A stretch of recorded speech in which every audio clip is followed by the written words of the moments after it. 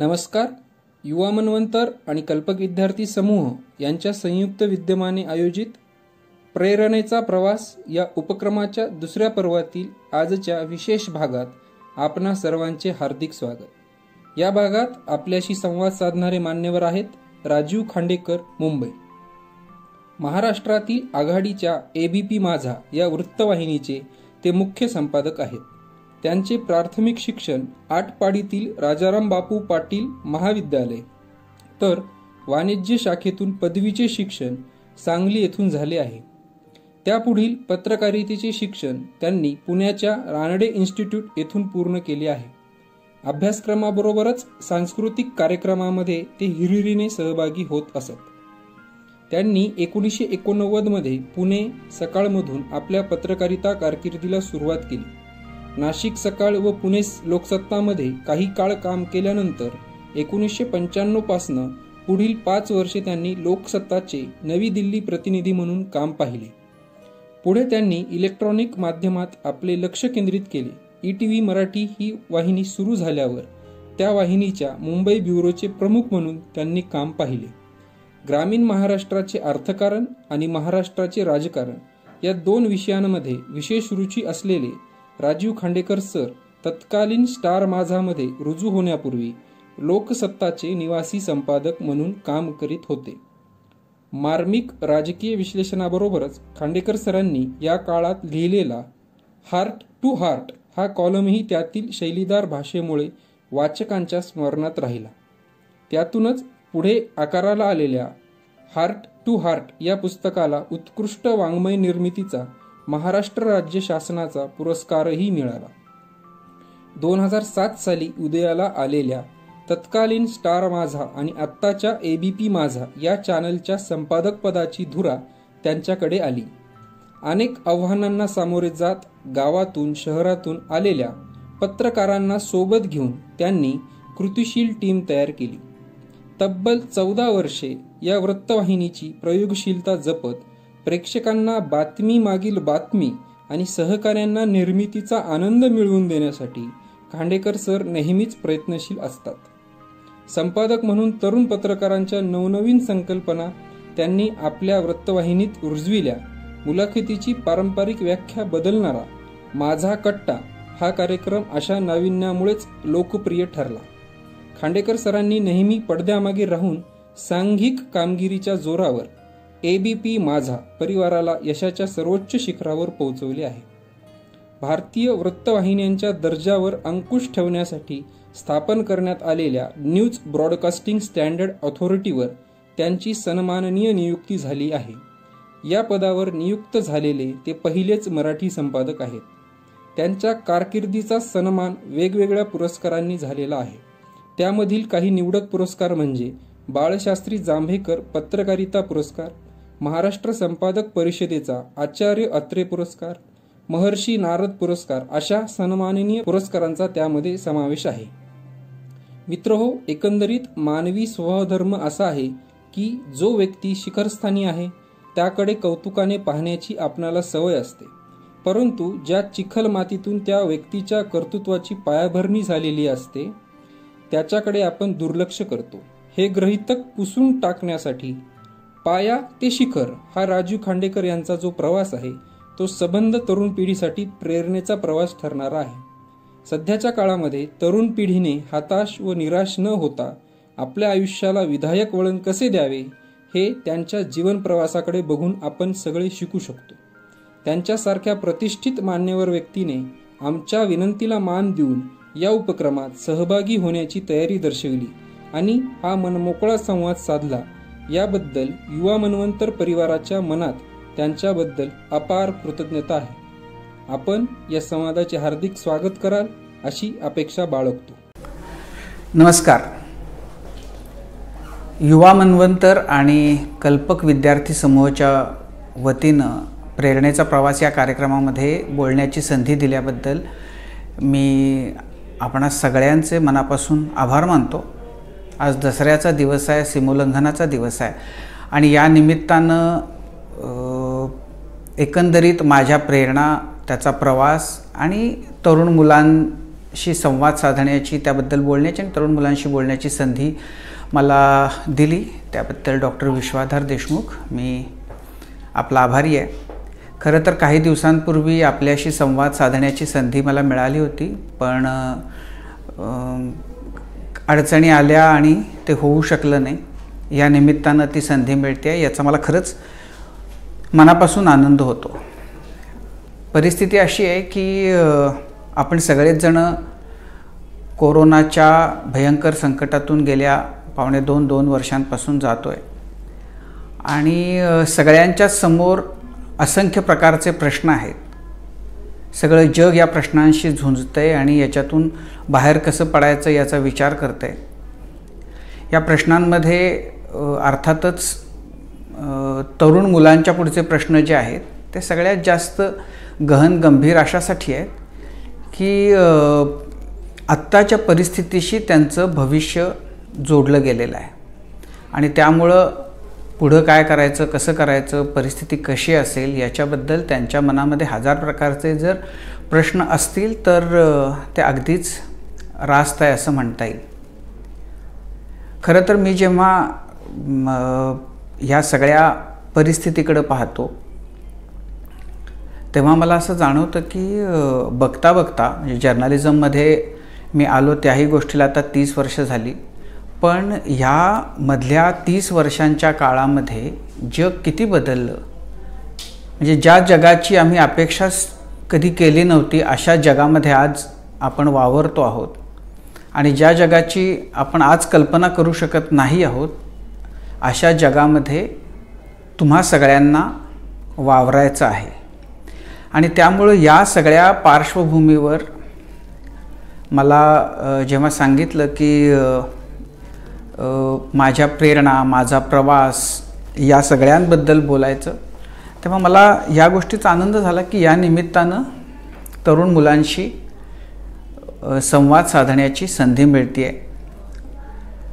खरं तर आपल्यापैकी अनेकांना याची कल्पना असेल की आपण जेव्हा छोट्या गावामध्ये राहत असतो तेव्हा खूप वेगवेगळ्या प्रकारच्या न्यूनगंडांनी मन आपलं भरलेलं असतं.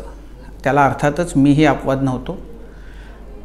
आटपाडी म्हणून जे एक गाव आहे, सांगली, सातारा आणि सोलापूर अशा 3 जिल्ह्यांच्या बॉर्डरवरचा हा तालुक्याचं हे गाव, पण छोटेखानी.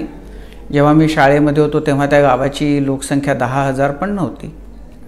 आणि अशा गावामध्ये जेव्हा तुम्ही शिक्षण घेता आणि जेव्हा तुम्ही त्यानंतर शहरामध्ये येता तेव्हा तुमच्या भाषेपासून तुमचे असलेल्या समज, तुम्हाला मिळालेलं शिक्षण, अशा सगळ्या गोष्टींबद्दल शंका घेतल्या जातात. काही वेळेला बोलून दाखवल्या जातात, काही वेळेला बोलून दाखवल्या जात नाहीत. पण तुम्हाला असं वाटत असतं की तुमच्याबद्दल समोरच्यांच्या मनामध्ये एक कमीपणाची, ते तुम्हाला कमीपणानं बघतात, लेखतात आणि त्यामुळं तुमच्या मनामध्ये वेगवेगळ्या प्रकारचे न्यूनगंड असतात. त्याला तुमच्यापैकी अनेक जण आजवर त्याचा सामना त्यांनी केला असेल, आत्ता काही जण करत असतील. तर त्या न्यूनगंडातून त्या काळामध्ये अर्थातच मीही गेलो. पण आटपाडीसारखं गाव होतं आणि तो काळ असा होता की जेव्हा देशातलं सगळं सामाजिक राजकीय वातावरणामध्ये खूप चैतन्य होतं असं म्हणूया किंवा खूप रसरसलेपणा होता. आणि त्यामुळं मी शाळकरी वयामध्ये 4वी-5वीमध्ये असतानाच आणीबाणी देशावर लागू झाली होती आणि त्यानं सगळं देशातलं राजकीय वातावरण ढवळून आलेलं होतं. पण त्या गावामध्ये जेव्हा वर्तमानपत्रसुद्धा आत्ताच्या इतकी मुबलक आणि सगळ्यांच्या हातामध्ये पडण्याची सोय नव्हती, तरीसुद्धा सगळा समाज जे काही घडतंय देशामध्ये त्याच्याबद्दल पूर्णतः अवेअर होता. आणि त्यामुळंच त्या वातावरणाचा परिणाम म्हणूनच की काय मी 5वीत असतानाच आणीबाणीचं समर्थन करणारं नाटक लिहिलं होतं. कारण त्या बालवयामध्ये मला असं वाटायचं की आणीबाणी आल्यामुळं समाजाला शिस्त येईल.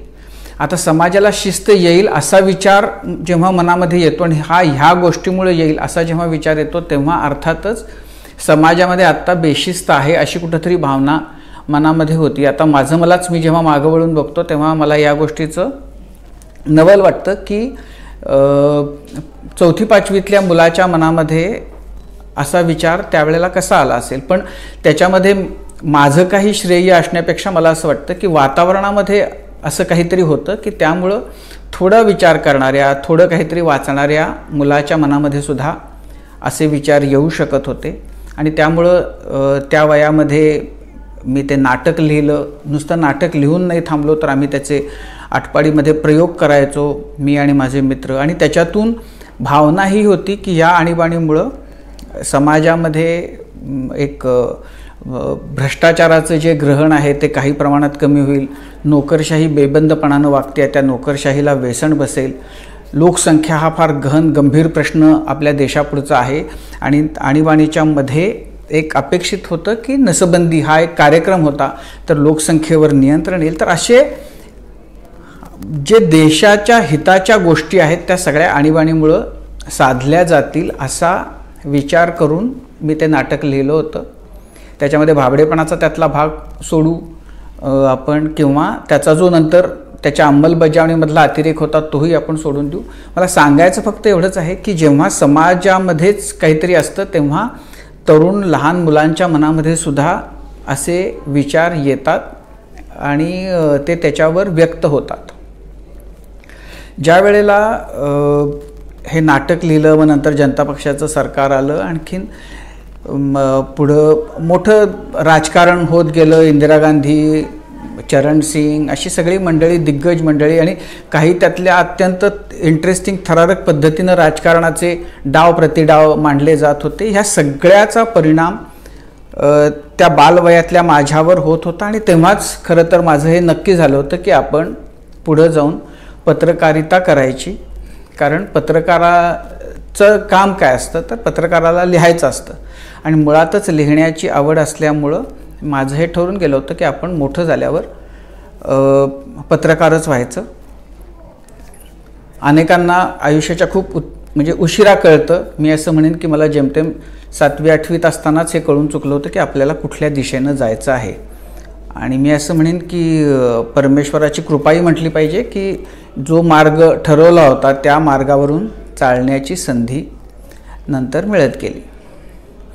आता जेव्हा मी बघतो, आता असं होतं की पत्रकारितेचं, मीडियाचं क्षेत्र जे आहे ते खूप विस्तारलेलं आहे. म्हणजे एक काळ असा होता जेव्हा मीच पत्रकारितेची प्रत्यक्षात सुरुवात केली 88-89 मध्ये, तर त्यावेळेला अशी परिस्थिती होती की पत्रकार होऊन तू काय करणार, असे काय पगार मिळतात, अशा काय संधी आहेत, अशा प्रकारच्या हजार गोष्टी आणि प्रश्न विचारले जायचे. त्याच्यावरून चेष्टा व्हायची की पत्रकार आहे पण मग पोटापाण्यासाठी काय करतो. असं माझ्यापेक्षा जे सिनियर पत्रकार होते त्यांच्या लग्नाच्या जेव्हा वेळा आल्या त्यावेळेला त्यांच्या सासरच्या मंडळींनी प्रश्न विचारलेले, वरुणराज भिडे वगैरे अशा मंडळींनी सांगितल्याचं मला आठवतं. मी जेव्हा उमेदवारी पत्रकारितेमध्ये करायला सुरुवात केली त्यावेळेला सुदैवानं ती परिस्थिती नव्हती. पण तरीही पत्रकारितेचं जे काही व्रत आहे ते म्हणजे लष्कराच्या भाकऱ्या भाजणं अशाच स्वरूपात त्याच्याकडं पाहिलं जात होतं. पण पुण्याला आलो, रानडे इन्स्टिट्यूटमध्ये अधिकृतपणानं पत्रकारितेचं औपचारिक शिक्षण, अधिकृतपेक्षा औपचारिक शिक्षण मी घेतलं आणि माझा पत्रकारितेचा प्रवास सुरू झाला. आता जेव्हा मी मागं वळून बघतो तेव्हा ही जी भावना आहे की आपल्याला पत्रकार व्हायची, त्याला आणखीन कोणामुळं ते वाटलं असं जर मला विचारलं तर मला असं वाटतं की महाराष्ट्र टाइम्स त्यावेळेला माझा आवडता पेपर होता. आटपाडीमध्ये वर्तमानपत्र सकाळी येण्याची पद्धतच नव्हती. मुंबईहून जे पेपर यायचे ते संध्याकाळी यायचे आणि जर संध्याकाळी पेपरवाल्याला वाटलं तर तो संध्याकाळी 6:30-7 वाजता घरी पेपर आणून द्यायचा किंवा दुसऱ्या दिवशी सकाळी. पण दुसऱ्या दिवशी सकाळपेक्षा आमचा आग्रह हा असायचा की त्या दिवशीचा पेपर त्याच दिवशी मिळाला पाहिजे. त्यामुळे पेपर वाचणं ही सकाळी करण्याची गोष्ट नसून संध्याकाळी करायची गोष्ट आहे. अशाच प्रकारचे संस्कार मनावर झालेले होते आणि त्यामुळं मला कळतंय तेव्हापासून मी महाराष्ट्र टाइम्स वाचत आलो आणि महाराष्ट्र टाइम्सचे अग्रलेख गोविंदराव तळवलकर महाराष्ट्र टाइम्सचे संपादक होते आणि त्यांचे अग्रलेख ही काहीतरी अशी गोष्ट होती की जी जर वाचली नाही, त्यांचे अग्रलेख वाचले नाहीत तर दिवसभरामध्ये काहीतरी आपल्याकडून राहून गेल्याची भावना मनात यायची. आणि माझ्या आजीलाही मला ते रोज अग्रलेख वाचून दाखवायला लागायचे, कारण तीही खूप सजग होती आपल्या भोवताली जे काही घडतंय त्याच्या बाबतीमध्ये. तर मला असं वाटतं की पत्रकारितेचं मुळामध्ये जे बीज पडलं त्याला अनेक अर्थांनी महाराष्ट्र टाइम्स आणि गोविंदराव तळवलकर यांचे संस्कार किंवा यांचं मोठं ते कारण ठरले. त्याचबरोबर पुण्यातून सोबत नावाचं एक साप्ताहिक यायचं आणि ग वा बेहरे नावाचे त्याचे संपादक होते. ते होते तसे हिंदुत्ववादी आणि तळवलकर हे रॉयवादी. पण ग वा बेहरेंच्याही लिखाणामध्ये जरी ते हिंदुत्ववादी होते तरी सोबतमध्ये अनेक उत्तम लिहिणारी माणसं त्यामध्ये त्यांचं योगदान असायचं. आणि त्यामुळं मराठीतलं अत्यंत वेगवेगळ्या विषयांमधलं सकस असं वाचायला सोबतमध्ये मिळायचं. तर त्यामुळं सोबतकार बेहऱ्यांची रोखठोक भूमिका एकीकडं आणि दुसरीकडं गोविंदराव तळवलकरांचा अत्यंत समृद्ध अशा भाषेमध्ये त्यांचं रोखठोक विचार, या दोन्हीचा खूप माझ्यावर त्या काळामध्ये प्रभाव होता. आणि त्याच्यातून कुठंतरी पत्रकारितेचं बीज मनामध्ये पडलं. नंतर जेव्हा थोडा मोठा झालो आणि 11वी-12वीच्या वर्गामध्ये पोचलो, त्यावेळेला ज्यांचे संस्कार मला असं वाटतं की खूप महत्त्वाचे ठरले आणि ज्यांच्या विचारांमुळं खरं तर मनाची एक प्रकारे वैचारिक बैठक बनली गेली, ते तिसरे विचारवंत डॉक्टर प्राध्यापक नरहर कुरूंदकर, नांदेडचेच. अतिशय तरुण वयामध्ये त्यांनी खूप मोठं त्यांचं नाव महाराष्ट्रभर झालेलं होतं. त्यांची तार्किक मांडणी कोणत्याही विषयाच्या बद्दलची ती इतकी अजोड आणि अशी होती की त्याचा प्रतिवाद करणं सहसा कुणालाच शक्य होणार नाही. कोणताही अभिनिवेश न आणता ते एखाद्या विषयाची जेव्हा चिकित्सा करायचे तेव्हा आपण कांद्याचे पापुद्रे सोलून समोर ठेवावेत तशा पद्धतीनं ते विषयाच्या गाभ्यापर्यंत घेऊन जायचे. ती त्यांची फार मोठी हातोटी होती. आणि अभ्यासक, विचारवंत, उत्तम बोलणारे, उत्तम लिहिणारे आणि त्यांच्यामुळं खरं तर सामाजिक भान माझ्यासारख्या हजारो जणांना त्या काळामध्ये आलं. ह्या सगळ्याच्या परिणामस्वरूपी पत्रकारितेचा प्रवास माझा सुरू झाला. खरं तर त्यावेळची पत्रकारिता, आत्ताची पत्रकारिता याच्यामध्ये जर आपण तांत्रिकदृष्ट्या बघायला गेलो तर खूप मोठं अंतर आता पडलेलं आहे. त्यावेळेला टी व्ही वगैरे ह्या काही भानगडीच नव्हत्या. दूरदर्शन हे एकमेव साधन होतं जर तुम्हाला काही बघायचं असेल तर. आणि वर्तमानपत्र ही खरं तर सगळ्यांसाठीच ज्ञानाची अशी खिडकी होती की ज्याच्यातून तुम्हाला त्याच्यातून दिसेल तेवढंच जग तुम्हाला दिसायचं. इंग्रजी वर्तमानपत्र, इंग्रजी पाक्षिकं, साप्ताहिकं, मासिकं ही फार मर्यादित मुठभर लोकांची मिरास होती. त्यांच्याच हातापर्यंत ती पोचायची. त्यामुळं ते जे म्हणतील किंवा त्यांच्याच चष्म्यातून जग आपल्याला किंवा आम्हाला दिसायचं. आज अशी परिस्थिती नाही. आज सुदैवानं आपल्याला म्हणजे नवीन तंत्रज्ञानाच्यामुळं अशी परिस्थिती आहे की सगळ्या म्हणजे जगाच्या खिडक्या काय म्हणू आपण, सगळं जग आज तुमच्यासमोर पूर्णपणानं ओपन होऊन पडलेलं आहे. तुम्हाला ज्या विषयातलं जे काही हवं असेल, जी माहिती हवी असेल ते एका सेकंदभरामध्ये तुम्ही गुगल करून ती वाचू शकता, यूट्यूबवर जाऊन ती पाहू शकता. आणि हर प्रकारे तुम्हाला म्हणाल ते म्हणजे जसं ते पूर्वी ती गोष्ट होती की तो अंगठी घासली की त्यातून तो यक्ष किंवा राक्षस बाहेर येईल आणि तुम्हाला हवे ती तुमची इच्छा पूर्ण करेल. आज ॲक्च्युअली तशी परिस्थिती आहे की तुम्ही म्हणाल ती माहिती, तुम्ही म्हणाल ते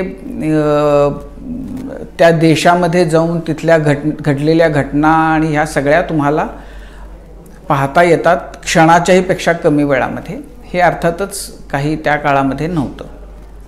तर त्यामुळं आताचा जो काळ आहे तो प्रचंड माहिती आपल्या हाताशी आहे. तर त्याचं काय करायचं असा प्रश्न पडावा अशी एक प्रकारे आत्ताची परिस्थिती आहे.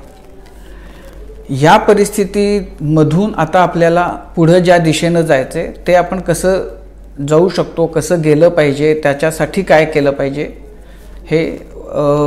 हे तुमच्याशी याबद्दल बोलण्यासाठी खरं तर हा सगळा आजचा प्रपंच डॉक्टर देशमुख यांनी मांडलेला आहे असं मला वाटतं. पत्रकारितेचं भविष्य काय असेल याच्याबद्दल बोलताना आपण एकूण आपलं भविष्य काय असेल, या महाराष्ट्रामध्ये राहताना मराठी माणसाचं भविष्य काय असेल, मुळामध्ये जगाच्या पटलावर बघताना देशाचं भविष्य काय असेल, हाही विचार आपण कुठंतरी मनाच्या कोपऱ्यामध्ये करायला हवा असं मला या निमित्तानं सांगावंसं वाटतं. याचं कारण असं की आपण बघतोय की एकीकडं भौतिक सुख आपल्या समोर सगळी आज आहेत, म्हणेल त्या गोष्टी आज आपल्याला अवेलेबल आहेत. पण हे सगळं होत असताना समाधान नावाची जी गोष्ट आहे ती मात्र कुठंतरी हरवून गेलेली आहे.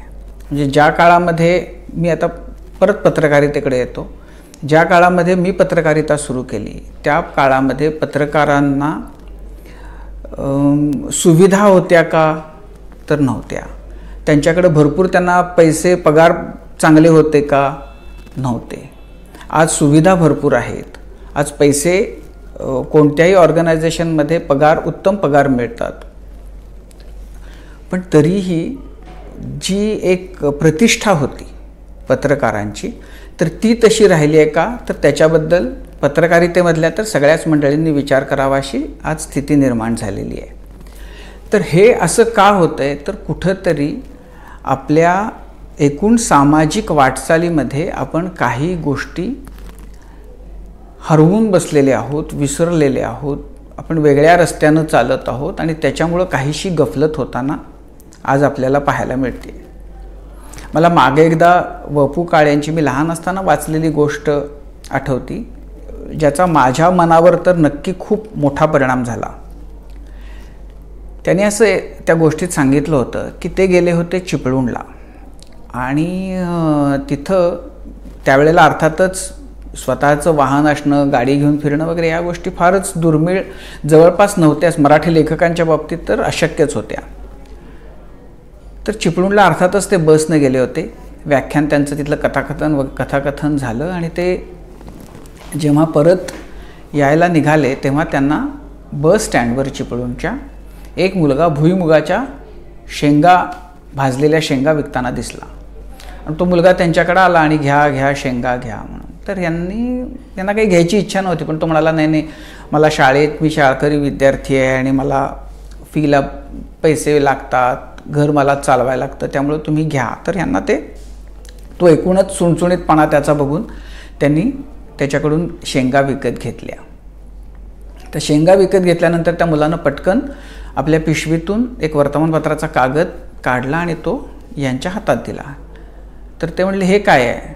तर तो मुलगा म्हणाला की नाही आता तुम्ही शेंगा जेव्हा खाल तेव्हा त्याची टरफलं काय कराल तर इकडे तिकडे टाकू नका, तुम्ही ती टरफलं हा जो कागद दिला आहे याच्यामध्ये ही टरफलं टाका आणि गोळा करा त्याच्यात आणि नंतर जिथं तुम्हाला कुठं कचऱ्याचा डबा दिसेल तिथं तुम्ही ती टरफलं टाका.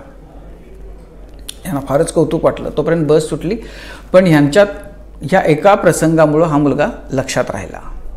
काही काळानंतर परत ते चिपळूणला गेले. त्यांना तो मुलगा आठवत होता पण त्याचा काही नावगाव काहीच माहिती नव्हतं. त्यामुळं त्याचं पुढं काय झालं हे काही म्हणजे माहिती असण्याचा किंवा तसं विचारण्याचा कोणाला काही प्रश्नच नव्हता. त्यांचं कथाकथन झाल्यानंतर एक तरुण त्यांना भेटायला आला आणि स्वच्छ पांढरे कपडे आणि अशा याच्यामध्ये.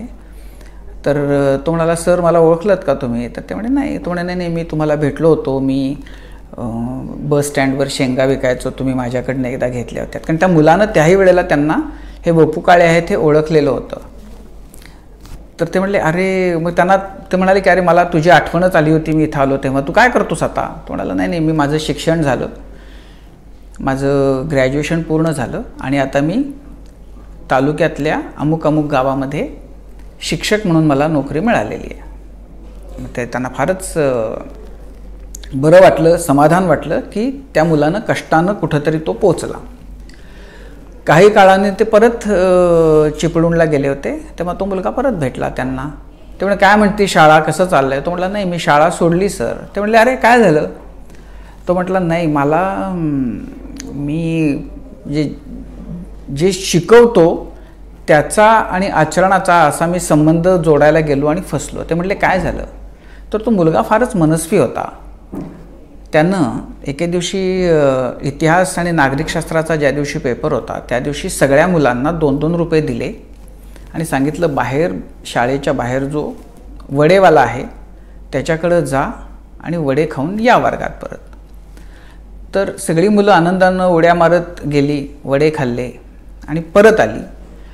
परत आल्यानंतर यानं बाहेर बघितलेलं होतं की ज्या मुलांनी वडा खाऊन झाल्यानंतर वड्याचा कागद कचऱ्याच्या डब्यात टाकला होता तेवढ्याच मुलांना यानं नागरिकशास्त्रामध्ये पास केलं आणि ज्यांनी तो कागद इतस्त फेकून दिला होता त्या सगळ्या मुलांना त्यानं नापास केलं.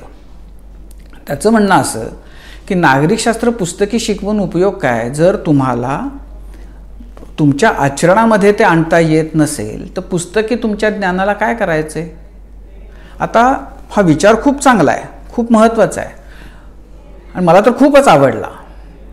प्रॉब्लेम हा झाला की ज्या मुलांनी कचऱ्याच्या डब्याच्या बाहेर कागद टाकला होता आणि ज्यामुळं तो मुलगा एक नागरिकशास्त्रात नापास झाला होता त्या मुलाचा बाप त्या शाळेचा अध्यक्ष होता.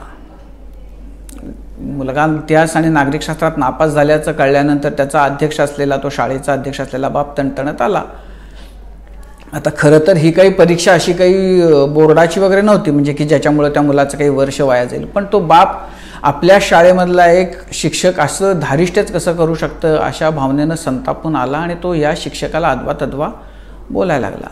तर त्यावर हा आपला विद्यार्थी शिक्षक जो होता, तरुण शिक्षक, तो म्हणाला की असं आहे की मला आता मुलाला तुमच्या दोष द्यावासंच वाटत नाही, कारण जिथं बापाचंच नागरिकशास्त्र इतकं कच्चं आहे तिथं ते मुलामध्ये कुठून झिरपेल आणि त्यामुळं अशा संस्थेमध्ये काम करण्यामध्ये मला काही स्वारस्य नाही की ज्यांना बेसिक नागरिकशास्त्राबद्दल सुद्धा कळकळ नाही. आणि त्यानं त्या शाळेचा शिक्षकपदाचा राजीनामा दिला.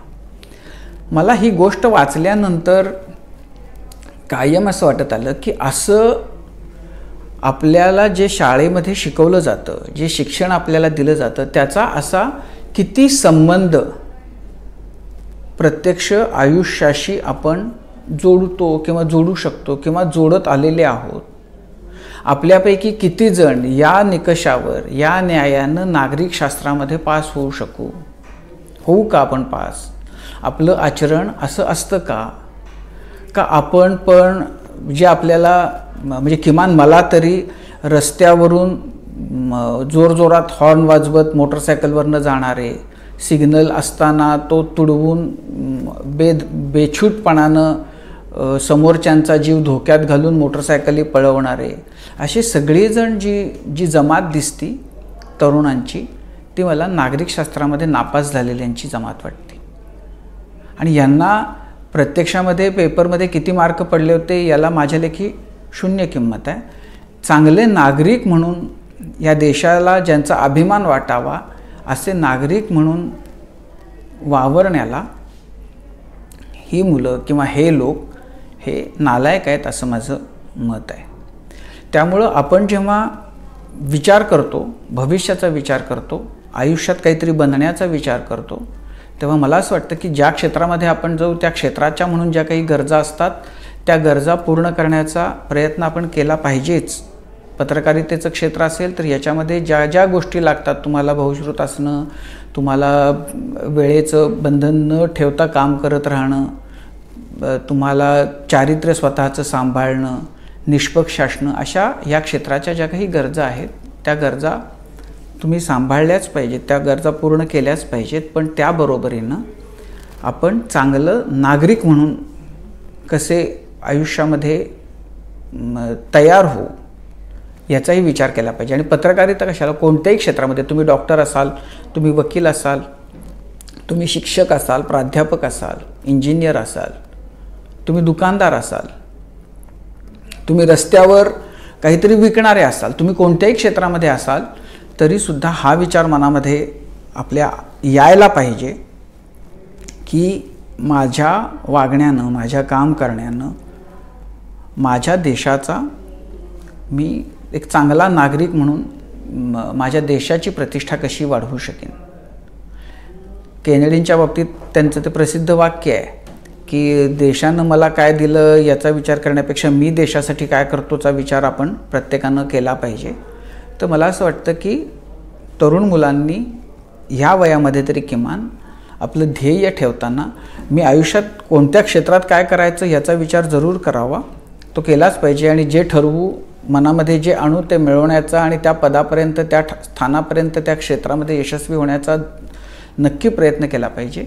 पण त्याच्या बरोबरीनं मी चांगला नागरिक बनीन हाही विचार आणि प्रयत्न केला पाहिजे. होतं काय की आपल्याकडं यशस्वी होण्याच्या बद्दलचे जे ठोकताळे आहेत ते इतके पक्के बसलेले आहेत आपल्या मनामध्ये की त्याच्या पलीकडचं काही असू शकतं याची जाणीव बऱ्याचदा आपल्याला असत नाही. आणि आपण बऱ्याचदा असं होतं की आपलं एक्सपोजर जगाचं इतकं कमी असतं. आता सुदैवानं ते वाढलेलं आहे. पण आत्तापर्यंत अशी परिस्थिती होती की बाहेरचं जगामध्ये काय चाललं आहे हे कळायचंच नाही. आणि त्यामुळंही खरं तर आयुष्यामध्ये यशस्वी होण्यासाठी जे काही केलं पाहिजे असं वाटतं ते फार मर्यादित क्षेत्र, मर्यादित काय म्हणूया आपण रोजगार, मर्यादितच पेशांचा विचार व्हायचा. मी दिल्लीमध्ये असताना एक दिलीप साळवे नावाचे विज्ञान लेखक होते. त्यांची एक फायर ऑन द मून नावाची जी छोटी लघु कादंबरी होती ती म्हणजे कदाचित माझ्या मते आजपर्यंत भारतातलं सर्वाधिक खपलेलं पुस्तक म्हणून त्याचा उल्लेख असेल. महाराष्ट्रामध्ये ते फारसे माहिती नाहीत कारण त्यांचं सगळं लिखाण त्यांनी इंग्रजीमधून केलं आणि विज्ञान कथा लिहायचे. तर दिलीप साळवेंनी मला आता हा किस्सा सांगितला त्यालाही जवळपास 20-22 वर्ष झाली.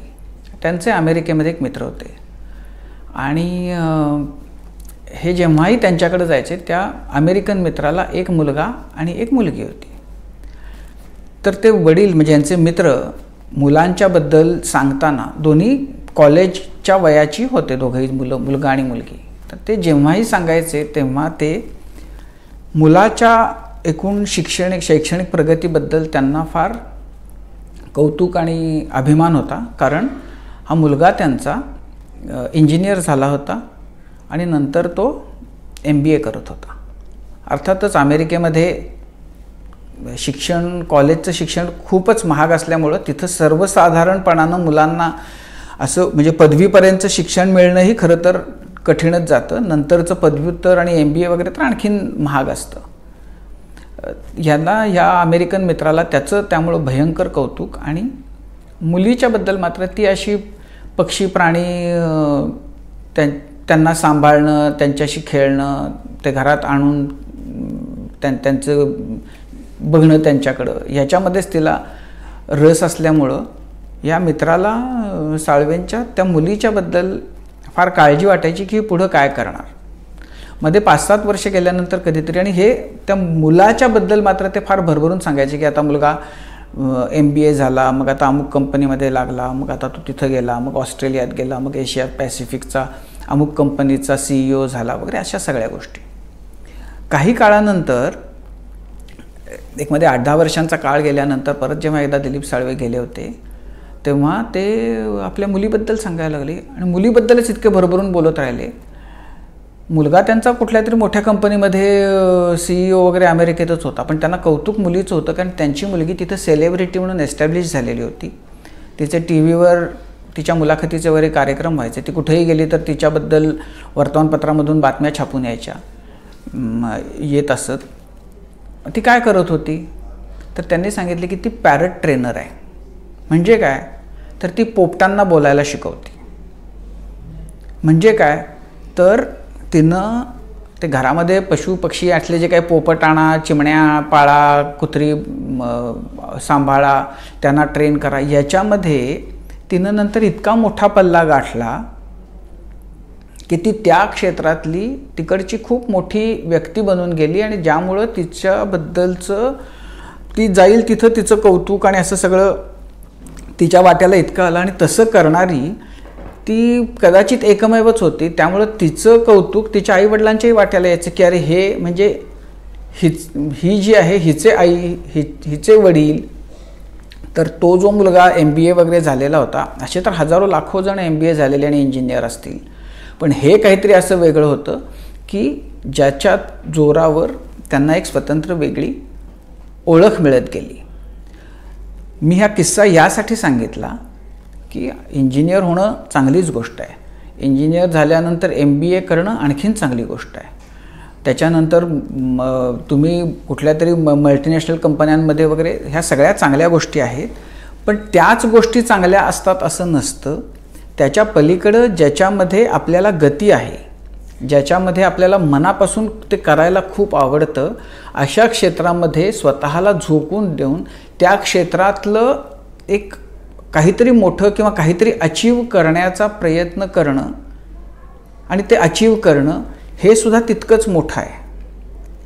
हल्ली एक परिस्थिती अशी आहे की आपल्याकडं हा अवेअरनेस आलेला आहे की तुम्हाला फक्त सायन्समध्ये किती मार्क मिळतात, मॅथ्समध्ये किती मार्क मिळतात आणि तुम्हाला इंजिनिअरिंग कॉलेजेसना प्रतिष्ठित कॉलेजांमध्ये ॲडमिशन मिळते की नाही ह्याच्यावरूनच तुमची गुणवत्ता ठरत नाही. तर तुम्ही क्रिकेट खेळत असाल आणि तुम्ही जर सचिन तेंडुलकर झालात तर तरी तुमचं तर आणखीन चांगलीच गोष्ट आहे. त्यामुळे हल्ली अनेक पालक आपल्या मुलांमध्ये ह्या गोष्टी असतील तर त्याला सपोर्ट करण्याचा प्रयत्न करतात किंवा काही वेळेला स्वतःच्या त्या राहून गेलेल्या महत्त्वाकांक्षा मुलांच्या माथ्यावर मारून पूर्ण करण्याचा प्रयत्न करतात. आता त्याच्यामध्ये ही गोष्ट महत्त्वाची आहे की क्रिकेट खेळण्याची प्रचंड आवड असलेला एखादा मुलगा त्याच्या आईवडिलांनी कितीही प्रचंड त्याला सपोर्ट केला तरी असं नाही होऊ शकत की तो मुलगा म्हणून सचिन तेंडुलकर होईलच. सचिन तेंडुलकर होण्यासाठी तुमच्यामध्ये अफाट क्षमता असाव्या लागतात. तुम्हाला आईवडिलांचा बाजूच्या तुम्हाला जे कोणी तुमचे प्रशिक्षक वगैरे असतात त्या सगळ्यांचा सपोर्ट त्याची आवश्यकता असतीच. त्याच्याबरोबर एक नशीब नावाचा एक फॅक्टर असतो जो अशा क्षेत्रामध्ये म्हणजे बॉलिवूड झालं किंवा क्रिकेट झालं त्याच्यामध्ये खूप महत्त्वाची भूमिका पार पाडत असतो. तर त्यामुळं ह्या गोष्टी आपण मुलांना क्रिकेट खेळायला आवडतं तर क्रिकेट खेळायला दिलं तर ते द्यावं. त्याचा फायदा त्याचं मन निकोप होण्यासाठी नक्कीच फायदेशीर होईल. पण म्हणून त्याच्यावर जर आपण असा दबाव आणू की त्यांना आता सचिन तेंडुलकरच व्हायला पाहिजे तर तसं होत नसतं. हे आपण आईवडील म्हणून लक्षात घेतलं पाहिजे. किंवा आपण जर त्या टप्प्यावर असू जेव्हा आपले आईवडील असे अपेक्षा ठेवत असतात तेव्हा आपण स्वतःलाही हे केलं पाहिजे, बजावलं पाहिजे की आपण आपल्या दृष्टीनं 100% प्रयत्न करू. पण ते शेवटी सगळेच जण काही सचिन तेंडुलकर होत नाहीत. बॉलिवूडमध्ये आलेले सगळेच जण काही अमिताभ बच्चन किंवा शाहरुख खान होत नाहीत. तर त्याला बाकी अनेक गोष्टी असतात की ज्याच्यामुळं ती व्यक्ती बनते. तर त्यामुळं तुम्ही ज्या कोणत्या क्षेत्रात जाल तेव्हा आपल्या दृष्टीनं 100% आपण प्रयत्न करणं त्या क्षेत्रातलं अत्युच्च शिखर गाठण्याचा इथंपर्यंत ठीक आहे.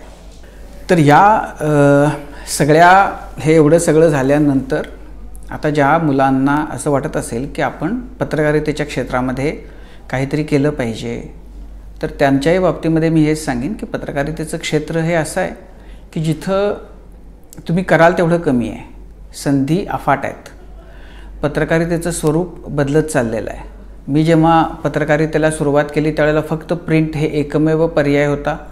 पुढच्या 10-12 वर्षांमध्ये आपल्याकडं TV जर्नलिझमची पहाट झाली, ती डोळ्यासमोर झाली आणि आता TVचं युगातून आपण डिजिटल प्लॅटफॉर्ममध्ये गेलेले आहोत. अनेक जण असं म्हणतात की डिजिटल मीडिया हे आपलं भविष्य आहे. मला असं वाटतं की डिजिटल मीडिया हे आपलं भविष्य नाही, ते आपलं वर्तमान आहे. आपण सगळेच जण आज डिजिटल युगामध्येच वावरत आहोत. आपण जेव्हा पाहतो की आपलं न्यूजचं कन्झम्पशन जे आहे ते मुख्यत्वे आता आपल्या मोबाईलवरून होतं, डेस्कटॉपवरून होतं, आयपॅडवरून होतं. आता आपण घरात दिवाणखान्यात बसून टी व्ही लावून बातम्या आपण पाहतो, पण त्याचं प्रमाण आता कमी होत चाललेलं आहे. यापुढच्या काळामध्ये हे आणखीन वाढलेलं आपल्याला दिसणार आहे. आज अशी परिस्थिती आहे की ज्यांना पत्रकारितेच्या क्षेत्रामध्ये काही करण्याची इच्छा आहे त्यांना मी फक्त प्रिंटच करीन, डिजिटल माझा त्या सोशल मीडियावर मी ॲक्टिव्ह नाही, मला त्याचा तिटकारा आहे, तो असं जे म्हणतील मानतील ते पत्रकारितेमध्ये येण्याआधीच संपून जातील. ज्यांना पत्रकारितेमध्ये काही करायचं आहे त्यांना डिजिटल युगाशी आत्ताचं जे आपलं भोवताल आहे त्याच्याशी जुळवून घेऊन त्याच्यामध्ये प्रावीण्य मिळवून या क्षेत्रात यावं लागेल. पुढची गोष्ट, जर्नलिझम डिजिटल असेल, टी व्हीचा असेल किंवा वर्तमानपत्राचा. त्यातलं वर्तमानपत्राचा मी भाग सोडून देतो, पण टी व्ही असेल किंवा डिजिटल असेल तर हातामध्ये बूम घेऊन रिपोर्टिंग करणं म्हणजेच फक्त पत्रकारिता असत नाही, तो एकंदरीत पत्रकारितेचा फार छोटा भाग आहे. अँकरिंग करणं हा आणखीन त्याच्यापेक्षा छोटा भाग आहे. पत्रकारितेचं जर आपण स्वरूप लक्षात घेतलं, डिजिटल किंवा टी व्ही पत्रकारितेचं ऑर्गनायझेशनचं जर स्ट्रक्चर समजून घेतलं तर असं आपल्या लक्षात येईल की जेमतेम 10% लोक रिपोर्टर म्हणून समाजामध्ये असतात किंवा त्या ऑर्गनायझेशनला रिप्रेझेंट करत असतात. 2 किंवा 3% लोक अँकरिंग करत असतात. बाकी जवळपास 85% वर्कफोर्स जो असतो कोणत्याही ऑर्गनायझेशनचा तो पडद्यामागं काम करत असतो आणि त्यांचं काम सगळ्यात जास्त महत्त्वाचं असतं. आणि ते काम असं असतं की त्याच्यामध्ये ज्याला भरपूर वाचायला आवडतं, ज्याचं ॲनालिटिकल स्किल्स चांगली आहेत, ज्याला एडिटिंगमध्ये काही करण्याची इच्छा आहे, काही वेळेला ऑडिओचा सेन्स एखाद्याला चांगला असतो, तर अशा सगळ्या प्रकारचे, कोणी कॅमेरा चांगलं हाताळू शकतं, चांगलं शूट करू शकतं, तर अशा सगळ्यांसाठी या क्षेत्रामध्ये प्रचंड संधी आहेत. आणि अनुभव हा आहे माझा स्वतःचा वैयक्तिक. पत्रकारितेचं शिक्षण घेतलेल्या मुलांमध्ये पत्रकारितेसाठी आवश्यक असलेल्या गुणांचा अनेकदा अभाव दिसतो. कारण बऱ्याचदा असं होतं की बाकी कुठं नाही मिळालं म्हणून त्यांनी पत्रकारितेचं प्रशिक्षण घेतलं. प्रत्यक्षामध्ये त्यांना पत्रकारितेच्याबद्दलचा जो ओढा आतून असायला पाहिजे तो असतच नाही आणि मग ॲडमिशन मिळाली, घेतले, असं होतं. आणि नंतर पत्रकारितेच्याबद्दल आंतरिक ओढा असलेली लोक ते पत्रकारितेचं फॉर्मल शिक्षण घेत नाहीत आणि त्यामुळं त्यांच्याशी भावना होती की हे क्षेत्र आपल्यासाठी नाही आणि त्यामुळं ते पत्रकारितेपासून फारकत घेतात. खरं तर त्यामुळं पत्रकारितेचं आणि फक्त पत्रकारितेचं नाही तर एकंदरीत समाजाचंही खूप मोठं नुकसान गेल्या काही काळापासून होतं आहे. पत्रकारिता हे असं क्षेत्र आहे की जिथं तुम्हाला हर प्रकारच्या विचारांचे, प्रत्येक ज्ञानशाखेच्या लोकांची गरज आहे. समजा आता विज्ञानाचं, समजा अर्थशास्त्राचं नोबेल आत्ता जाहीर झालं 3-4 दिवसांपूर्वी, तर ज्यांना नोबेल पुरस्कार मिळाले त्यांचं योगदान काय आहे, त्यांनी नेमकं काय केलेलं आहे, त्यांच्या काय नेमक्या थिअरीज आहेत, हे जर इथं त्या ऑर्गनायझेशनमध्ये अर्थशास्त्र जाणणारा एखादा पत्रकार तिथं असेल तर तो जास्त चांगल्या प्रकारे सांगू शकेल.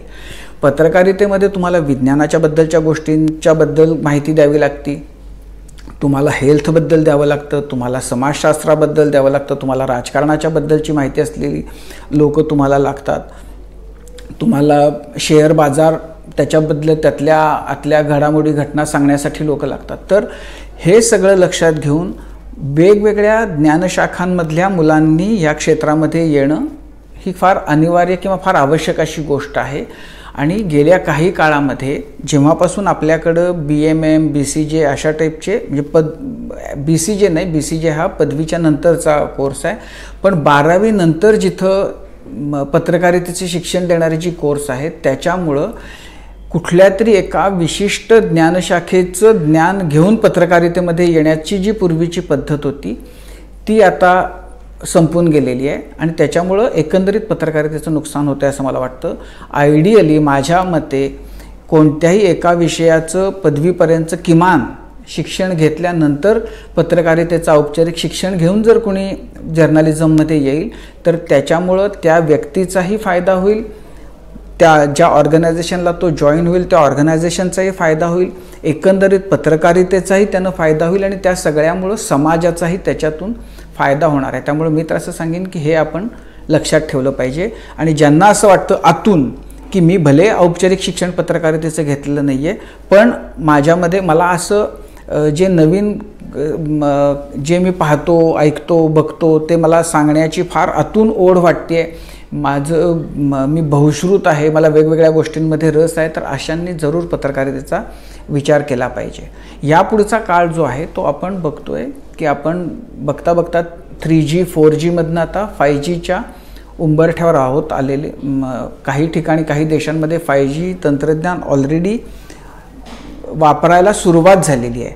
जेव्हा हे आपल्याकडं 5G येईल मग 6G येईल तेव्हा याच्यामुळं एकंदरीत जे काही माहितीचं आणि इन्फॉर्मेशन पोहोचण्याचं जे काही प्रमाण आहे ते आणखीन कैक पटीनं वाढलेलं असेल. म्हणजे मध्यंतरी मी असं वाचलं होतं की सॅमसंगनं तो प्रयोग करून बघितला आहे तर जेमतेम एका मिनटामध्ये 30 HD क्वालिटीच्या संपूर्ण मोठ्या फिल्म्स त्यांना डाउनलोड करता आल्या. इतक्या प्रचंड वेगानं आता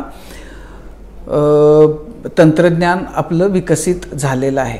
आज आपण बघतो की कुठंही जेव्हाही चांगलं वाईट असं काही घडतं तेव्हा कुठं ना कुठं कुणी ना कुणी ते दृश्य स्वरूपात कॅप्चर करतं आणि ते आपल्याला पाहायला मिळतं. म्हणजे बँकेतल्या चोरीपासून रस्त्यावरची चेन खेचण्यापासून ते अपघातापासून सगळ्या गोष्टी लाईव्ह आपल्याला किंवा लाईव्ह म्हणजे त्या कुठेतरी लाईव्ह रेकॉर्ड होत आहेत आणि आपल्यापर्यंत त्या पोचतात.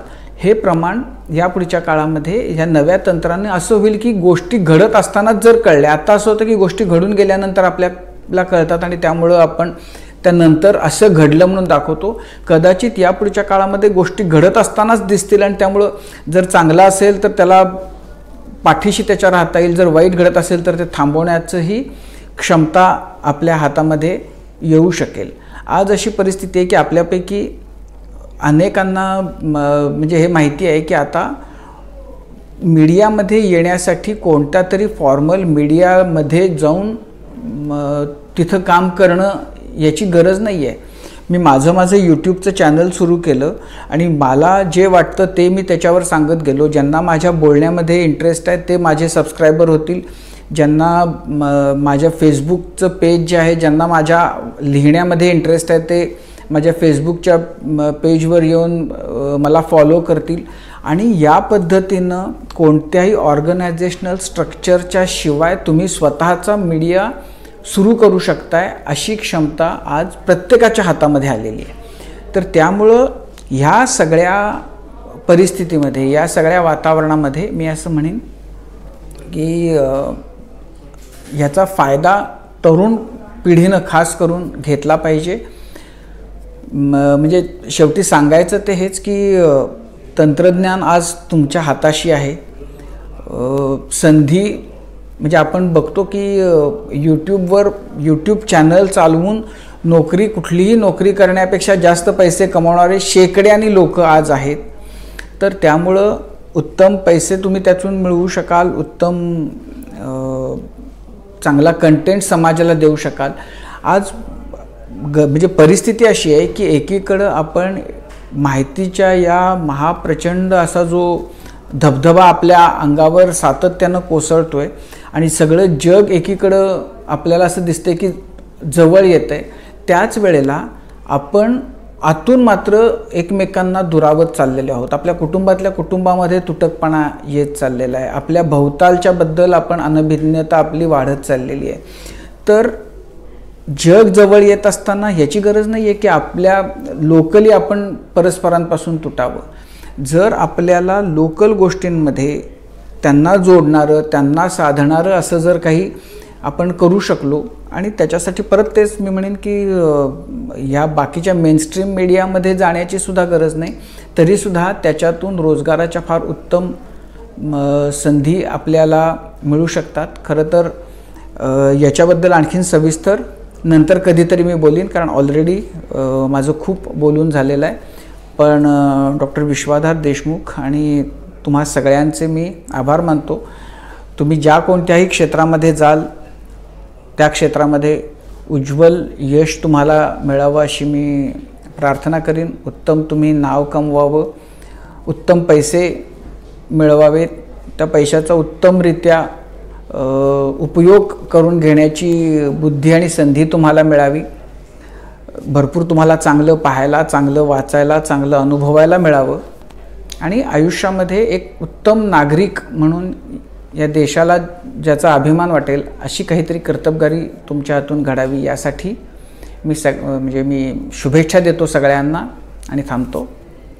नमस्कार.